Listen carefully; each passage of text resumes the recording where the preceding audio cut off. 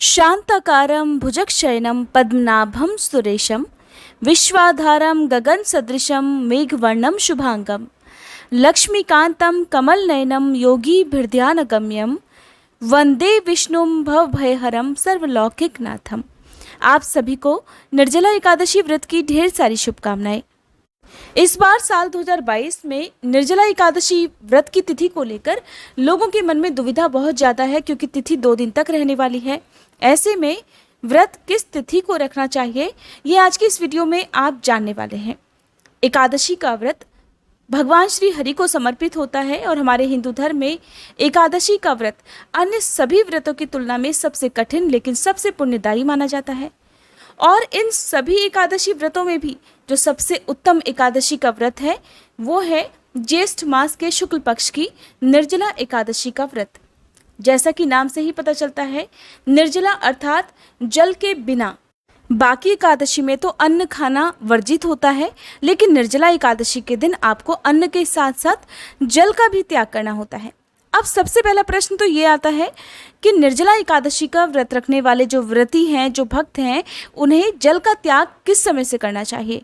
तो देखिए, दशमी तिथि के रात 12 बजे के बाद से आपको जल नहीं पीना चाहिए। जिस तरह से आप कोई और भी व्रत रखते हैं, तो क्या आप सूर्योदय से पहले उस व्रत के दिन कुछ भी खाते पीते हैं? नहीं ना। तो इसी तरह से जैसे कि निर्जला एकादशी है, तो इसका जो व्रत आप रखेंगे वो रहेगा एकादशी के सूर्योदय से लेकर द्वादशी तिथि के सूर्योदय तक। लेकिन आपको जो जल है वो एकादशी के सूर्योदय से पहले नहीं पीना चाहिए। दशमी तिथि के रात को 12 बजे के बाद से पीना बंद कर देना चाहिए। हो सके तो दशमी तिथि के सूर्यास्त के बाद आप खूब सारा पानी पिए, नींबू पानी पिए, ताकि अगले दिन आपको इस व्रत को रखने में कोई भी दिक्कत ना हो।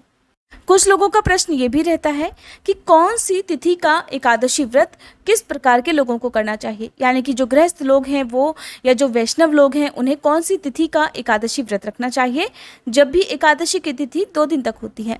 तो देखिए, स्मार्त और वैष्णव ये 2 श्रेणियां हैं। पंचांग के अनुसार स्मार्त और वैष्णव की श्रेणी के अंतर्गत तिथि निश्चित होने के बाद सबसे बड़ी दुविधा ये होती है कि इन श्रेणियों में कौन कौन से श्रद्धालु आते हैं। तो अब पहले आप जान लीजिए स्मार्त के बारे में। स्मार्त श्रेणी में सभी प्रकार के गृहस्थ और ऐसे श्रद्धालु आते हैं जो किसी भी वैष्णव संप्रदाय से दीक्षित नहीं हैं, यानी कि जिन्होंने किसी भी वैष्णव संप्रदाय के गुरु से दीक्षा प्राप्त नहीं की हो। दूसरी श्रेणी है वैष्णव। इस श्रेणी में वो सभी श्रद्धालु आते हैं जिन्होंने वैष्णव संप्रदाय के गुरु से दीक्षा प्राप्त की हो। जो लोग पहली बार एकादशी का व्रत प्रारंभ करना चाहते हो, निर्जला एकादशी के दिन से एकादशी के व्रत प्रारंभ कर सकते हैं। साल भर के यदि सभी 24 एकादशी व्रत आप ना रख पाएँ तो केवल एक एकादशी का व्रत रखकर भी आप उसका समय पूरा होने पर, यानी कि 3, 5 या 7 की संख्या में एकादशी व्रत रखकर उसका उद्यापन भी आप कर सकते हैं। अगला प्रश्न ये होता है कि दान हम कब कर सकते हैं। क्या हम व्रत खोलने के बाद दान कर सकते हैं या व्रत खोलने से पहले दान करना चाहिए। तो देखिए, एकादशी का जो व्रत है वो द्वादशी तिथि को शुभ मुहूर्त में ही खोलना चाहिए, जिसे व्रत का पारण करना भी कहते हैं। तो शुभ मुहूर्त में आप पूजा पाठ करें और शुभ मुहूर्त में ही खुद व्रत खोलने से पहले, यानी कि जो व्रत का भोजन है, फलाहार है या जैसे भी आप व्रत खोलते हैं, उसे खुद खाने से पहले आपको पहले तो भगवान को भोग लगाना होता है। और अगर आपके आसपास मंदिर की सुविधा है तो वहाँ पर जाकर आप पुजारी जी को, मंदिर में जो भी पुजारी जी हो, वहाँ पर जो भी भोजन आप दे सकें, अन्न का, वस्त्र का, उसका दान करना चाहिए। अगर मंदिर ना हो तो आसपास गौ माता हो, गौ माता भी ना हो तो छत पर चिड़ियों के लिए दाना पानी आप रख सकते हैं। कौवों के लिए आप जो भी भोजन आपने बनाया है वो रख सकते हैं।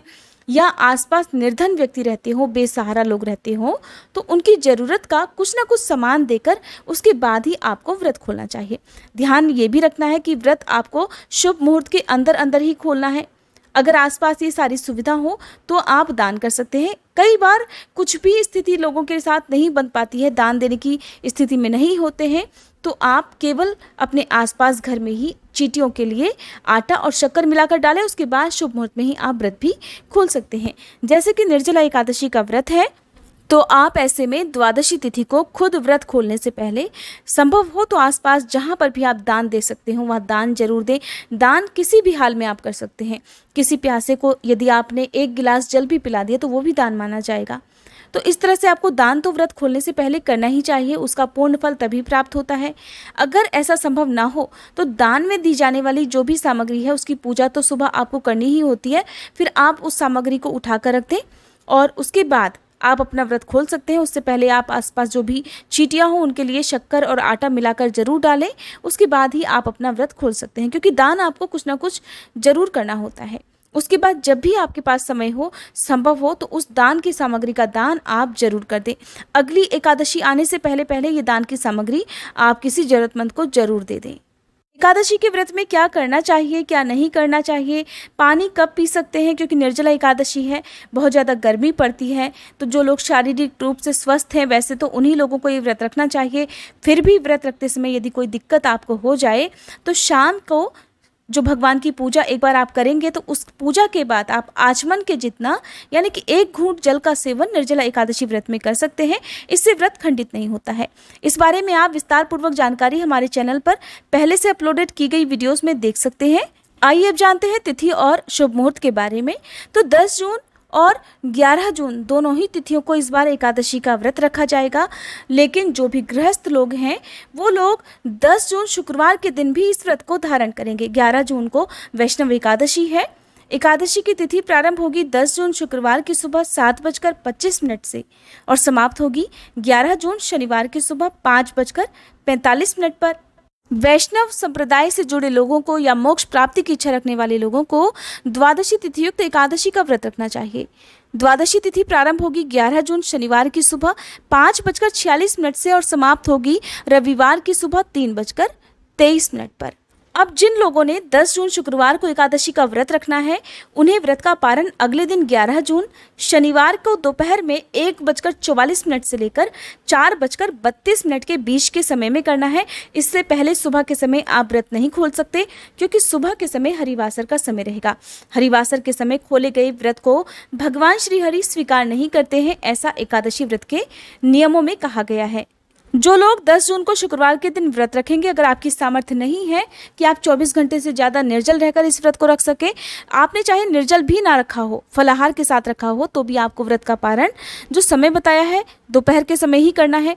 लेकिन फिर भी यदि आप इस दिन व्रत ना रख पाए तो आप 11 जून शनिवार के दिन भी व्रत रख सकते हैं। तो ऐसे में 12 जून को रविवार के दिन सुबह 5:45 से लेकर 8:10 तक का समय आपके लिए व्रत खोलने का रहेगा। शास्त्रों में ऐसा वर्णन है कि एकादशी व्रत खोलने से पहले आपको ना तो अन्न ग्रहण करना चाहिए, अगर निर्जला एकादशी आपने रखा है तो आपको व्रत खोलने से पहले पानी भी नहीं पीना चाहिए।